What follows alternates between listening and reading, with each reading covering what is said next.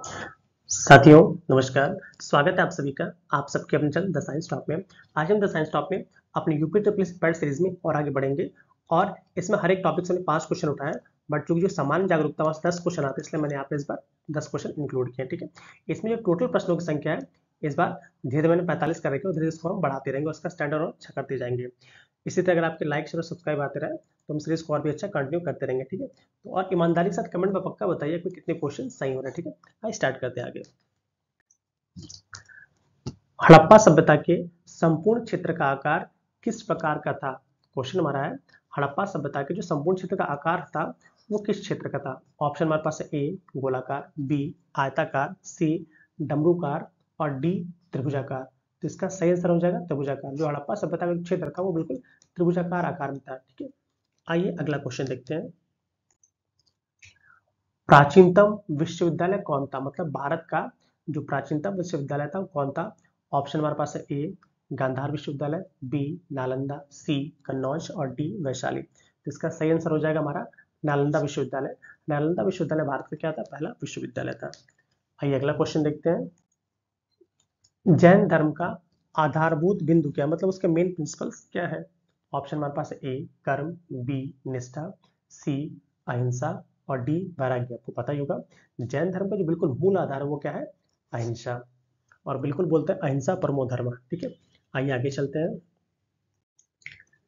सांची का स्तूप किसने बनवाया था? ऑप्शन हमारे पास है ए अशोक, बी बिंदुसार, सी चंद्रगुप्त और डी समुद्रगुप्त। तो ये सांची का स्तूप था जो कि आपको पता मध्य प्रदेश में और सबसे बड़ा स्तूप है। इसका जो निर्माण था वो मौर्य साम्राज्य आपके अशोक जी ने करवाया था। ठीक है, आइए अगला क्वेश्चन देखते हैं। गुप्त काल में सर्वाधिक लोकप्रिय देवता कौन थे? ऑप्शन गुप्त काल की बात कर रहा है। ठीक है, गुप्त काल में सर्वाधिक लोकप्रिय देवता कौन थे? ऑप्शन हमारे पास है ए शिव, बी विष्णु, सी गणेश और डी इंद्र। तो गुप्त काल में सबसे अधिक लोकप्रिय देवता थे वो आपके भगवान विष्णु थे। आइए अगला क्वेश्चन देखते हैं।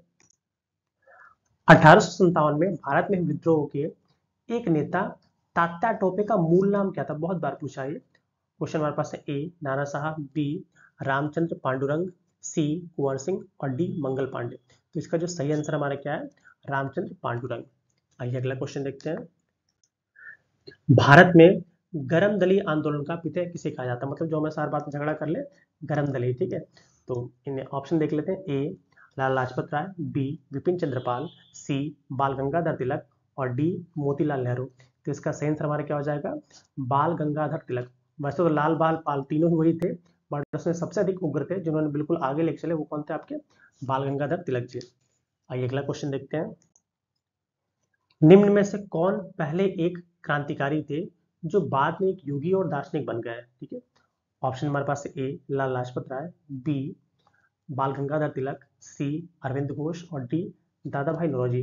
तो जो आपके अरविंद घोष जी थे वो स्टार्टिंग में तो क्रांतिकारी थे, बट जब अंग्रेजों ने उनको आई मीन काला पानी सजा तो बहुत से जेलों में बंद किया, तो फिर वो एक योगी और दार्शनिक बन गया। ठीक है, और उनकी बहुत सी अच्छी अच्छी पुस्तकें आपको पढ़ने के लिए मिल सकती हैं। आइए अगला क्वेश्चन देखते हैं। भारतीय क्रांति की जननी किसे कहा जाता है? ऑप्शन हमारे पास A Sarojini Naidu, B Sucheta Kripalani, C Annie Besant और डी मैडम भीखाजी रुस्तम कामा। तो इसका सही आंसर क्या हो जाएगा? ऑप्शन डी, क्योंकि इन्हें ही भारत की क्रांति की जननी कहा जाता है। आइए अगला क्वेश्चन देखते हैं। जलियांवाला बाग के नरसंहार के समय भारत का वायसराय कौन था? ऑप्शन ए हमारे पास है Lord Canning, B Lord Ripon, C Lord Curzon और डी लॉर्ड चेम्सफोर्ड। तो इसका सही आंसर हमारा क्या हो जाएगा? Lord Chelmsford. क्योंकि आपने पढ़ा होगा कि जैसे मार्ली मिंटो सुधार की बात करते हैं 1909 में आया था। ठीक है, इस तरह मॉन्टेग्यू चेम्सफोर्ड सुधार तो 1919 में आया था। तो वहीं से आप चाहे तो कोरिलेट कर सकते हैं जलियांवाला बाग हत्याकांड। ठीक है, चलिए अगला क्वेश्चन देखते हैं हम। शतरंज के खेल में कुल कितने वर्ग होते हैं? मतलब शतरंज का जो खेल होता है उसमें कुल कितने वर्ग होते हैं दोनों तरफ मिला के? तो इसका सही आंसर हमारा क्या हो जाएगा? 64, 64 खाने होते हैं। ठीक है, आइए अगला क्वेश्चन देखते हैं। बांग्लादेश का राष्ट्रीय खेल क्या है? ऑप्शन हमारे पास है A cricket, B kabaddi, C hockey और डी वॉलीबॉल। तो बांग्लादेश का जो राष्ट्रीय खेल क्या है? कबड्डी है। आइए अगला क्वेश्चन देखते हैं। नोबेल पुरस्कार प्राप्त करने वाली हो जाएगा प्राप्त करने वाली प्रथम भारतीय महिला कौन थी? ऑप्शन हमारे पास A Sarojini Naidu, B Mother Teresa, C Kiran Bedi और डी नीरजा भनोत। तो इसका सही आंसर हमारा क्या हो जाएगा, मदर टेरेसा जी। ठीक है, इन्हें सबसे पहले आपका नोबेल पुरस्कार महिलाओं में मिला था। ठीक है, आइए अगला क्वेश्चन देखते हैं। भारत का प्रथम समाचार पत्र कौन सा था? ए बंगाल गजट, जी B Hindustan Times, C the Hindu और डी मिरातुल अखबार। तो इसका सही आंसर हमारा क्या हो जाएगा, बंगाल गजट। ये सही सबसे पहले भारत का अखबार कहा जाता है। आइए अगला क्वेश्चन देखते हैं। बांग्लादेश का राष्ट्रीय खेल क्या है? अगर क्वेश्चन फिर से रिपीट हो गया है तो बांग्लादेश का राष्ट्रीय खेल क्या है? कबड्डी है। भारत का सबसे अधिक वन क्षेत्रफल वाला राज्य है कौन सा? राज्य जो है भारत का सबसे अधिक वन क्षेत्रफल वाला है। ऑप्शन हमारे पास है ए उत्तर प्रदेश, बी मध्य प्रदेश, सी मिजोरम और डी हिमाचल। तो इसका जो ऑप्शन बी है वो बिल्कुल सही है। जो भारत का मध्य प्रदेश राज्य है वो सबसे अधिक वन क्षेत्रफल वाला है। आइए अगला क्वेश्चन देखते हैं। विश्व में सर्वप्रथम सिविल सेवा प्रतियोगिता शुरू करने वाला देश कौन सा? मतलब जहां पे सबसे पहले आपका सिविल सर्विसेज स्टार्ट हुई थी।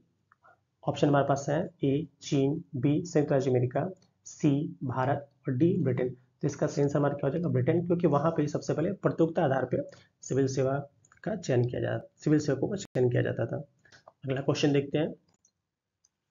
सुपर मॉम के नाम से जाने जाते हैं, मतलब किनको हम सुपर मॉम कहते हैं? ऑप्शन ए हमारे पास है PT Usha, B Indira Gandhi, C M Mary Kom या मैरी कॉम, डी सानिया मिर्जा। तो जो आपकी एम मैरी कॉम जी हैं, क्योंकि इनके 3 या 4 बच्चे हैं और बहुत अच्छा आपको पता ही है खेलती हैं बॉक्सिंग। ठीक है, इसलिए इनको हम सुपर मॉम कहते हैं। ठीक है, आइए अगला क्वेश्चन देखते हैं।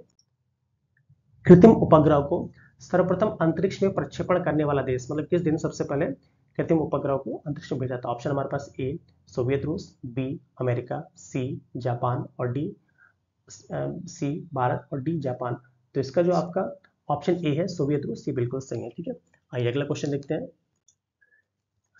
49वीं समानांतर रेखा किन देशों के मध्य है?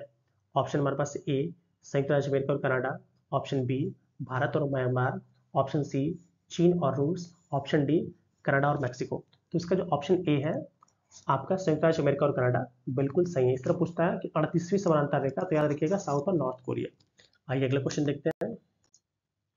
कोलकाता शहर किस नदी के किनारे बसा हुआ है? ऑप्शन हमारे पास है ए गंगा, बी दामोदर, सी हुगली और डी कोसी। तो इसका जो सही आंसर हमारा क्या हो जाएगा, हुगली नदी। कोलकाता किस नदी किनारे बसा हुआ है आपका? हुगली नदी के। आइए अगला क्वेश्चन देखते हैं। भारत का सबसे बड़ा प्राकृतिक बंदरगाह, बंदरगाह नहीं क्या पूछ रहा, प्राकृतिक बंदरगाह कौन कहाँ है? ए कांडला, बी मुंबई, सी विशाखापत्तनम, डी चेन्नई। जो प्राकृतिक बंदरगाह कहेगा समझिए कौन सा हमारा है, विशाखापत्तनम। और केवल पूछता सबसे बड़ा बंदरगाह कौन सा है, तो क्या बोलते हैं, मुंबई बोलते हैं। ठीक है, आइए अगला क्वेश्चन देखते हैं। भूटान की राजधानी क्या है?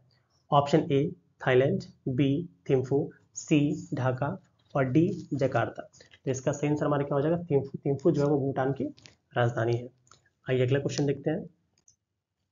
पृथ्वी का सबसे निकटतम ग्रह कौन सा है?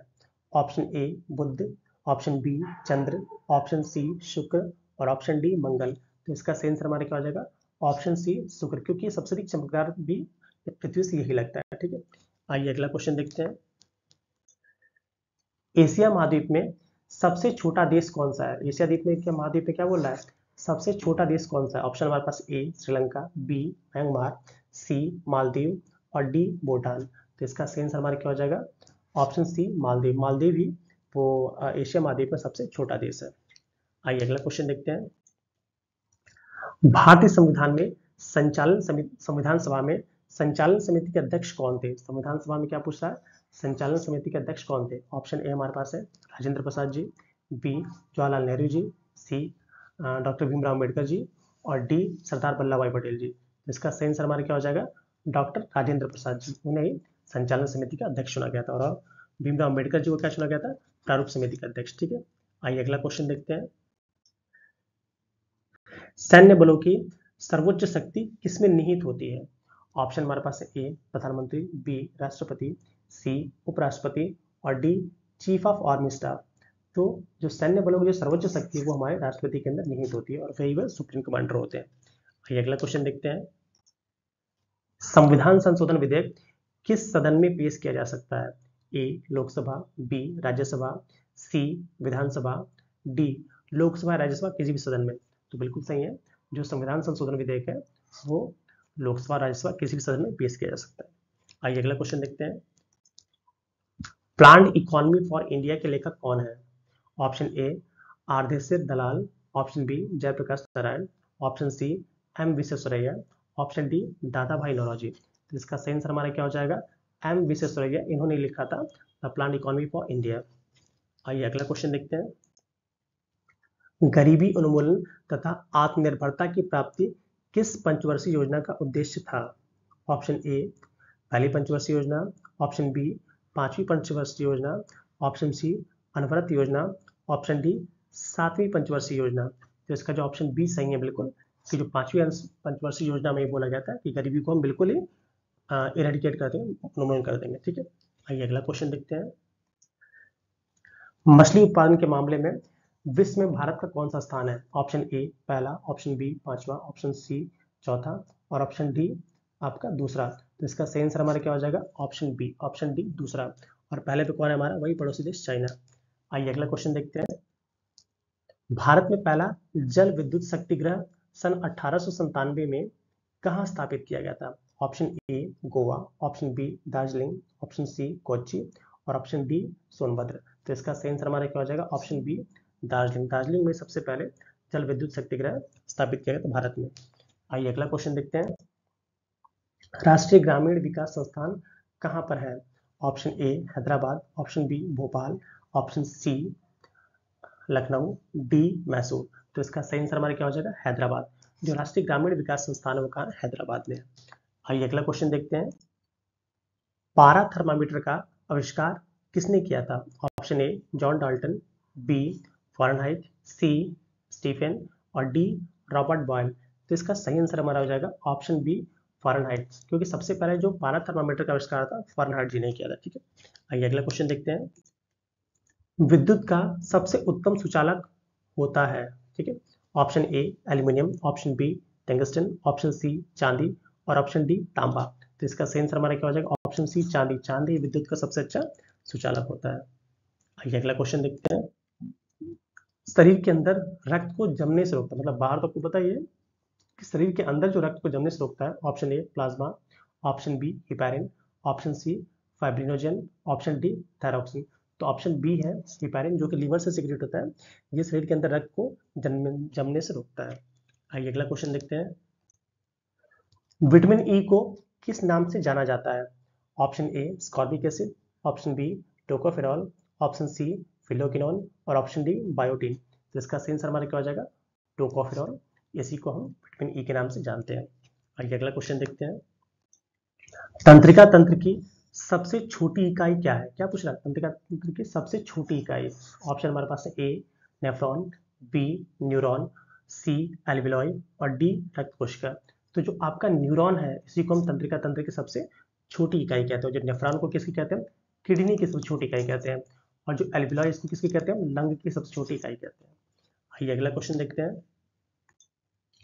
पुष्पी पादपों को रखा गया है? ऑप्शन ए क्रिप्टोगम्स में, ऑप्शन बी ब्रायोफाइट्स में, ऑप्शन सी फेर्नोगेम्स में और ऑप्शन डी टेरोफाइट्स में। तो इसका सही आंसर हमारा क्या हो जाएगा? फेर्नोगेम्स। इसी में पुष्पी पादपों को रखा गया है। आइए अगला क्वेश्चन देखते हैं। निम्नलिखित में से कौन सा कुशल का पर्यायवाची नहीं है? क्या पूछ रहा है? कुशल का पर्यायवाची नहीं है। ऑप्शन ए दक्ष, ऑप्शन बी अक्ष, ऑप्शन सी निपुण और डी प्रवीण। तो देखिए निपुण, प्रवीण, दक्ष ये सारे के सारे ही कुशल का पर्यायवाची, बट जो अक्ष है ये आपका कुशल का पर्यायवाची नहीं है। आइए अगला क्वेश्चन देखते हैं। निम्नलिखित में से कौन सा शब्द तत्सम नहीं है? मैं क्या बता रहा है? तत्सम नहीं है। नेह, ठीक है, बी क्षमा, सी नग्न, डी नख। तो ये तीनों के तीनों ही क्या है? ये तत्सम शब्द है। ठीक है, क्योंकि नेह नख, नख जो है नाखून का है, ठीक है, नग्न नंगा का हो जाएगा, ठीक है, क्षमा जिसमें छा से लिखता है उस क्षमा का हो जाएगा। तो और जो ए है वो स्नेह का है। किसका? स्नेह का। ये तद्भव है। ठीक है, तो ऑप्शन ए हमारा सही हो जाएगा। आइए अगला क्वेश्चन देखते हैं। अनुकूल का विलोम क्या होगा? ए सकूल, बी प्रतिकूल, डी मनोकूल और सी मनोकूल और डी अकूल। तो इसका आंसर हमारा क्या हो जाएगा? प्रतिकूल। जिसने कहता प्रतिकूल परिस्थितियां अनुकूल परिस्थितियां, तो इसका ऑप्शन हमारा क्या हो जाएगा? ऑप्शन बी सही हो जाएगा। आइए अगला क्वेश्चन देखते हैं। गाल बजाना का अर्थ क्या होगा? ए पिटाई करना, बी क्रोधित होना, डी डींग हाँकना और सी गाली देना। तो जो गाल बजाना का जो ऑप्शन थे उसमें लगभग सारे थोड़ा मैच कर रहे हैं, तो डींग हाँकना को हम कह सकते हैं कि हमारा क्या है, गाल बजाना हो जाएगा। ठीक है, आइए अगला क्वेश्चन देखते हैं। मुदित मनोहर मानस देखा पंक्ति में अलंकार कौन सा है? देखिए मुदित मनोहर मान, देखिए आप देख रहे हैं कि म जो है इसकी आवृत्ति हो रही है। जब एक ही वर्ण की बार बार आवृत्ति होती है तो वहां पे आपका मेनली अनुप्रास अलंकार हो जाता है। तो म वर्ण की आवृत्ति तुम्हारा क्या हो जाएगा, अनुप्रास अलंकार हो जाएगा। ठीक है, चलिए अगला क्वेश्चन देखते हैं। चलिए इस हमारी पूरी सीरीज समाप्त हुई। उम्मीद है आपको पूरा का पूरा वीडियो बहुत अच्छा लगा होगा। तुम्हारे चैनल को और लाइक शेयर और सब्सक्राइब करिए और इसी तरह अपने वैल्यूएबल कमेंट्स देते रहिए। आज के लिए इतना ही, मिलता है अगले वीडियो में। Till then keep learning, keep smiling. जय हिंद।